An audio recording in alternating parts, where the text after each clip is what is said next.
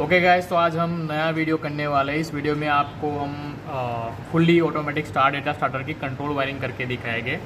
तो हमारे पास आज जो इंस्ट्रूमेंट्स है उसमें सबसे पहले हमें ज़रूरत पड़ेगी 3 कॉन्टेक्टर की।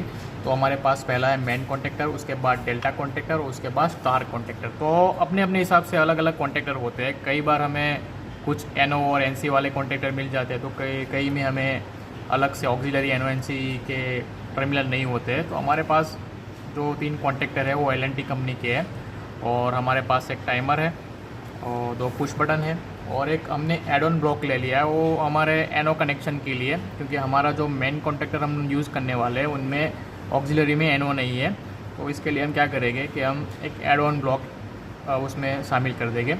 हमारे पास एक ओवरलोड रिले है जो हम हमारे सेफ्टी के लिए यूज़ करने वाले हैं, और हमारे पास एक RCC भी है जो हम सिंगल फेज सप्लाई लेने वाले हैं। तो अब हम हमारा जो मेन कॉन्टेक्टर है उसके साथ हमारा जो ओवरलोड रिले है वो कनेक्ट कर देंगे। तो मेन कॉन्टेक्टर के नीचे की तरफ आप देख सकते हैं कि T1, T2 और T3 जो कनेक्शन पॉइंट दिए हैं, वहाँ पे हम हमारे ओवरलोड रिले के जो 3 हम हुक दे रहे हैं वो हुक को हम यहाँ पे कनेक्ट कर देंगे, जिससे हमारी मेन कॉन्टेक्टर के साथ ओवरलोड रिले कनेक्ट हो जाए।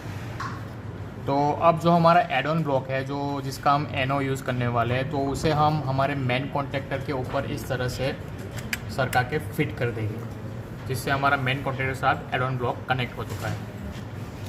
ओके, तो अब हमारे ओवरलोड रिले और एड ऑन ब्लॉक हमारे मेन कॉन्टेक्टर के साथ कनेक्ट हो चुके हैं।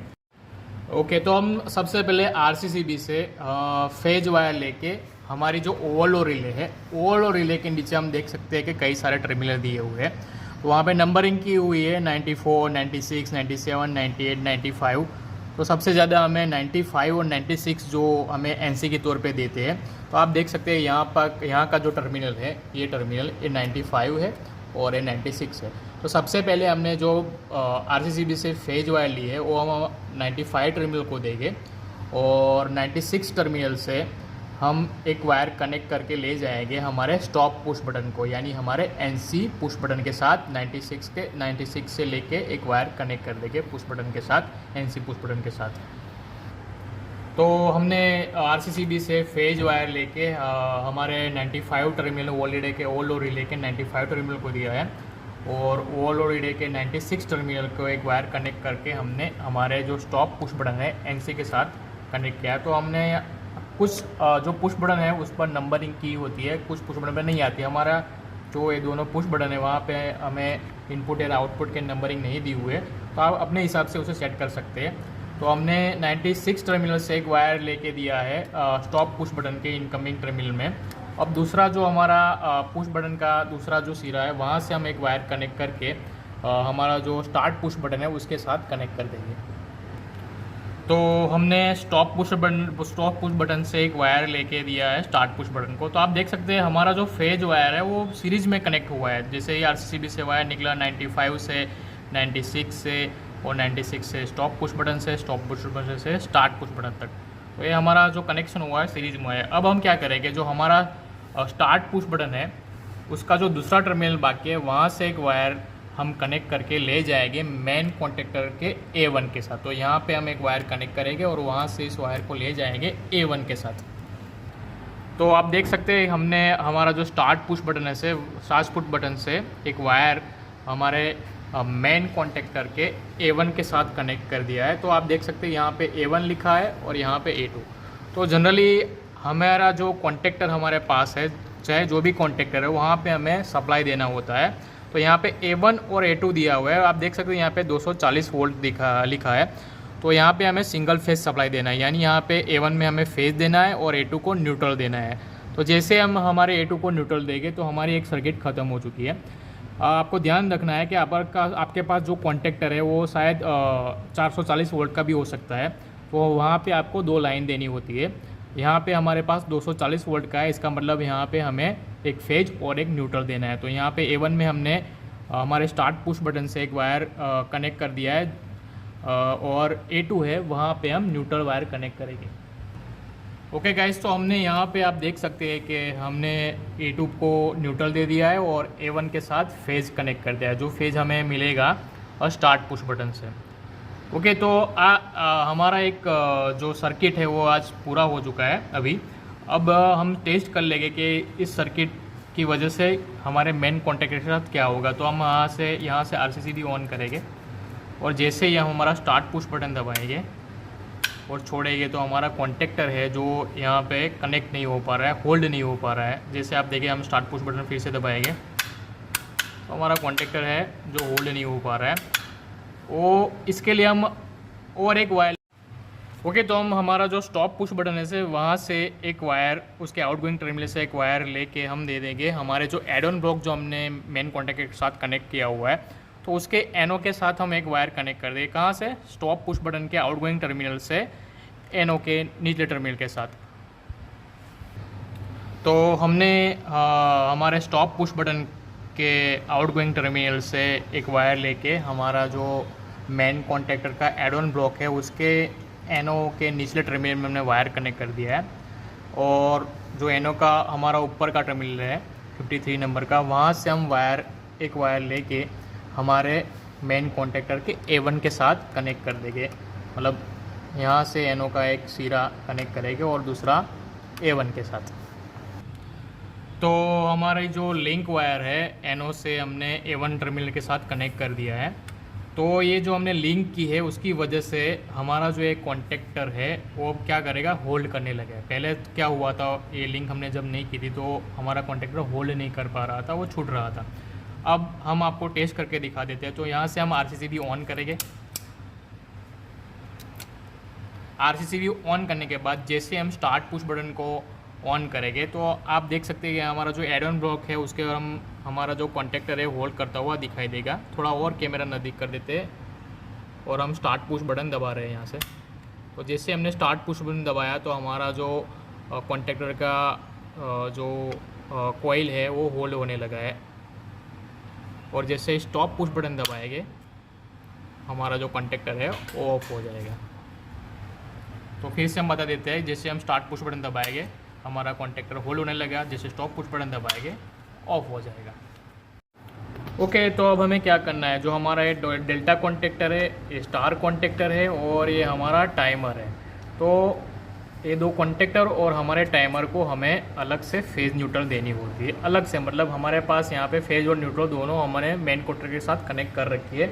तो हम सबसे पहले क्या करेंगे, जो हमारा मेन कॉन्टैक्टर का जो A2 है वहाँ पे जो हमने न्यूट्रल दी है, तो ये A2 की न्यूट्रल हम डेल्टा कॉन्टैक्टर और स्टार कॉन्टैक्टर के A2 के साथ लूप कर देंगे। तो यहाँ से हम मेन कॉन्टैक्टर के A2 से न्यूट्रल वायर लेके हम डेल्टा कॉन्टैक्टर के A2 के साथ और स्टार कॉन्टैक्टर के A2 के साथ लूप कर देंगे। तो हमने तीनों कॉन्टैक्टर के A2 को लूप कर दिया है, मतलब तीनों कॉन्टैक्टर के हमने न्यूट्रल को लूप कर दिया है। अब हम क्या करेंगे, हमारे टाइमर को भी यहाँ पे न्यूट्रल देना पड़ेगा। तो हमारा टाइमर है वहाँ के A2 का जो हमें सिरा है वहाँ से हम एक और न्यूट्रल लाएंगे। तो उस न्यूट्रल को हम हमारा जो स्टार कॉन्टैक्टर है वहाँ के A2 से एक वायर लेके हम देंगे टाइमर के A2 के साथ। तो हमने हमारे जो टाइमर है उसके A2 टर्मिनल के साथ न्यूट्रल वायर लूप कर दिया है।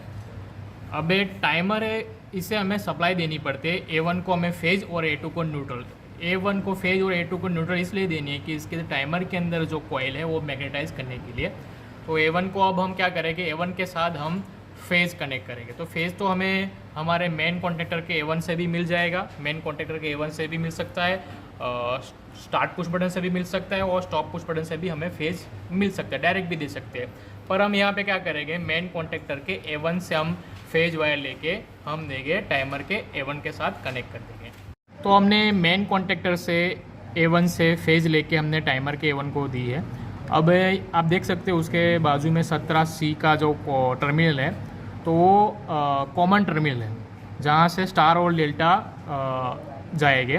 तो हमें क्या करना है, 17C को भी हमें फेज देना है। तो हमने A1 से एक छोटा सा वायर लूप करके 70C को दे दिया है, 17C को। अब 17C का जो कनेक्शन है वो सबसे पहले हमारा जो स्टार कनेक्शन है जो 18 नंबर का वहाँ पे होगा, मतलब वो NC है। 18 जो नंबर है वो 17C के साथ NC है और जो 28 जो डेल्टा का कॉन्टैक्ट है वो हमारा NO है।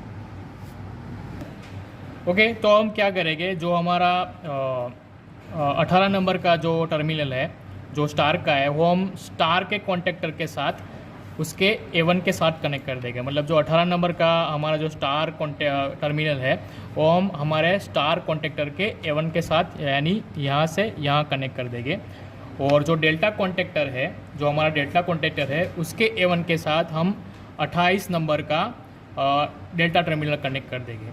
जिससे क्या होगा, हमारा जो मेन कॉन्टेक्टर जब ऑन होगा तो सबसे पहले स्टार के साथ ऑन होगा और कुछ सेकंड्स के बाद हमारा जो टाइमर है वो डेल्टा में स्टार्ट हो जाएगा। ओके, तो हमने टाइमर के साथ दोनों कॉन्टेक्टर का कनेक्शन कर दिया है। तो हमने जो हमारा स्टार कॉन्टेक्टर है उसके साथ 18 नंबर का जो हमारा टर्मिनल है टाइमर का, उसके साथ स्टार कॉन्टेक्टर का A1 कनेक्ट कर दिया है। मतलब वहाँ से उसे फेज मिलेगा। और जो हमारा डेल्टा टर्मिनल है जो 28 नंबर का, उसके हमने डेल्टा के कॉन्टेक्टर के A1 के साथ कनेक्ट कर दिया है। तो आप देख सकते हैं हमने उसके लिए कलर कोडिंग के ज़रिए आपको दिखाया, तो हमने ब्लू वायर यूज़ किया हुआ है, तो आपको पता चले कि ये दोनों हमारे स्टार और डेल्टे का वायर है। तो अब हम आपको टेस्टिंग करके दिखाएंगे किस तरह से हमारा जो है हमारा फुली ऑटोमेटिक स्टार्टर है वो वर्क करता है। तो हमने यहाँ पे टाइमर में हमने सेटिंग किया है 9 सेकंड का। तो जैसे हम स्टार्ट पुश बटन को दबाएंगे तो हमारा जो कॉन्टेक्टर है वो मेन और स्टार स्टार्ट होगा। और जैसे ही टाइमर के 9 सेकंड ख़त्म हो गए तो उसके बाद हमारा मेन कॉन्टेक्टर और डेल्टा कॉन्टेक्टर दोनों स्टार्ट रहेंगे और स्टार बंद हो जाएगा। तो अब आपको बता देते हैं कि किस तरह से वो काम करता है। तो हमने RCCB ऑन की है और जैसे हम स्टार्ट पुश बटन दबाएंगे तो हमारा मेन और स्टार कॉन्टेक्टर दोनों एक साथ में स्टार्ट हो चुके हैं। अब थोड़ी देर के बाद हमारा स्टार बंद हो जाएगा और मेन और डेल्टा स्टार्ट रहेंगे। तो ये हमारा आज का वीडियो यहीं पे पूरा होता है। अगली बार जो हम आपके साथ नया वीडियो लेके आएंगे वो हम आपको सिर्फ टाइमर का सेपरेट वीडियो बनाएंगे, जिससे आपको टाइमर के बारे में और ज़्यादा से ज़्यादा आप समझ सकें। Thank you.